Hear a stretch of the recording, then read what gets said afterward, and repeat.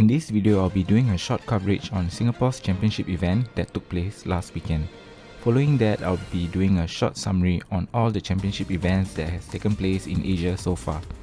If you want to know how I did for my Singapore and Malaysia championships, you can check out these videos. I've linked them in the description.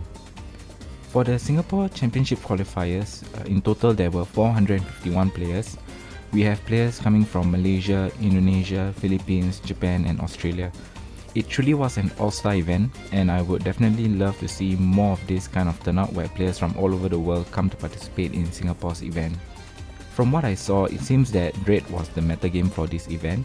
We have decks like Zoro, Ace, Whitebeard and Law. A lot of showings for these decks. There were lesser Rebecca than I expected, and the majority was of course Whitebeard.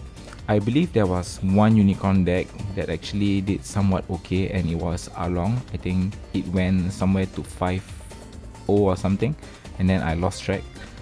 But yeah, if you're the Arlong player, let us know your spice. So here's the top 16 leader breakdown. Half of the top 16 decks were Whitebeard, and the rest were the typical leaders that you would expect to see in top cuts. What was surprising is the lack of Rebecca. After winning 2 back-to-back championships in Japan, I would expect to see a couple of Rebecca in top 16.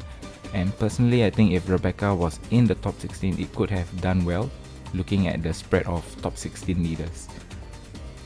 And finally, we have the top 4 winners. Both first and second place went to Law.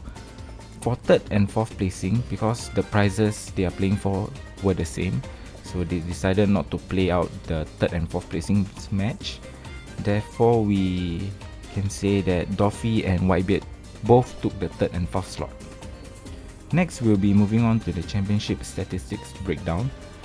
Here you see my Excel spreadsheet. I have been keeping track from Thailand all the way to the recent one in Singapore.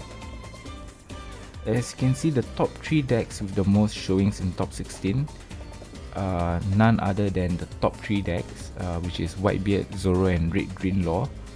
I won't say much about this, but we all know what needs to happen. And as you can see, Whitebeard has 45 top 16 or better results, followed by Zoro, Law, and these numbers may actually be higher because for some of the championship events like in Thailand, in Taiwan and in Philippines, we only have top 8 results, so the numbers here could definitely be higher. And as you compare for Whitebeard, the difference between first placing or the difference between the most used deck in top 16, Whitebeard and Zoro, it's quite a huge difference. It's almost half. And then for Red Green Law, which is third most top 16 decks, compared to the fourth placing one, which is Doffy, is also almost half. Out of the 10 championship events, here we have the list of most championship wins in order. So first we have 4 Law, followed by 2 Whitebeard, 2 Rebecca, 1 Doflamingo and 1 Katakuri. So what is interesting about this Law winners is they are all from outside of Japan. So we are seeing championship wins by Law in Singapore, Taiwan, Malaysia and Thailand. So this is quite interesting to see that Japanese players don't really, maybe not a lot of players playing Law in these events, but we do see them in top 16, just that they didn't manage to win the whole event. If you are in the English side of One Piece TCG, start investing in these decks.